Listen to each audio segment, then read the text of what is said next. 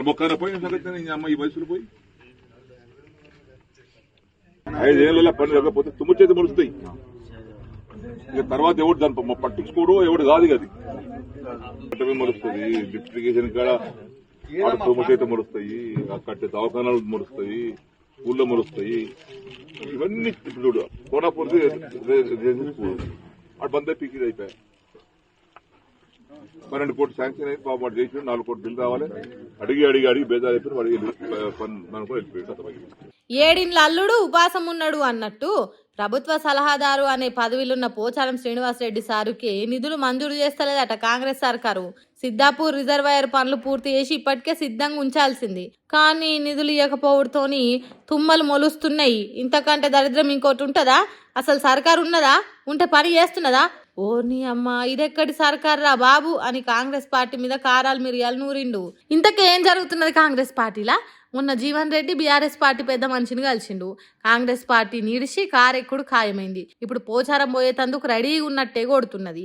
ఇట్లా ఒక్కొక్కలకు కోపాలు వచ్చి కాంగ్రెస్ పార్టీకి దూరం అవుతుంటే ఆఖరికి సీఎం రేవంత్ రెడ్డి సార్ ఒక్కడే మిగిలే తట్టు కొడుతున్నది అని అంటారు చాలా మంది. మరి అంతే అనిపిస్తున్నది పోచారం సారు కాంగ్రెస్ పార్టీ మీద తిరుగుబాటు చేసిన తీరు చూస్తుంటే. పేరుకే ప్రభుత్వ సలహాదారు పదవి ఇచ్చిండ్రు గాని నా సలహా ఇన్నోడు లేడు, నా గోడు అన్నోడు లేడు. కనీసం ఫోన్లు కూడా ఎత్తుతలేరట మంత్రులు, ఎమ్మెల్యేలు. ఇంత అన్యాయం ఉంటుందా అన్నట్టు మాట్లాడిండు. ఉత్తమం అనేది ఒకటి ఉన్నదా, ఏమన్నా కదలిక ఉందా లేదా? మాకే సీనియర్ ఎమ్మెల్యేలంటే నేను నిన్నమల ఎమ్మెల్యే కాలేదు వల్ల నేనేమో ఎందుగా అంటే మొండిగా ఒక ఇంతకెళ్ళి అడుగు బయట పెట్టేటప్పుడు ఏమన్నా కానీ సావని బతుకని నిర్ణయం తీసుకుందామని వచ్చిన యాక్చువల్ అయితే ఓర్ని ఎన్నడు చూడని మంత్రి పదవుల తిరుగా ఎవ్వనికి వాడే తురుంకాన్ల తిరిగా చేస్తున్నారు.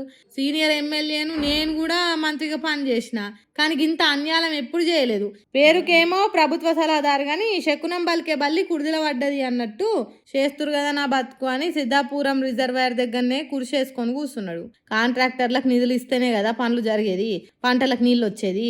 గాదానికి కూడా మంత్రులను బతిమలాడాలి నారాబై అన్నట్టు అక్కడనే కూర్చున్నాడు.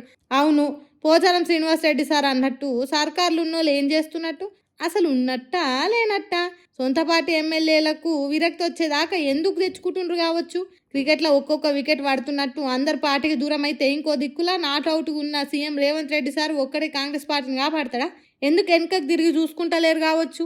చాప కింది నీళ్ళ తిరిగా మొత్తం ఆగమైనాక తేరుకుంటే ఏం లాభం?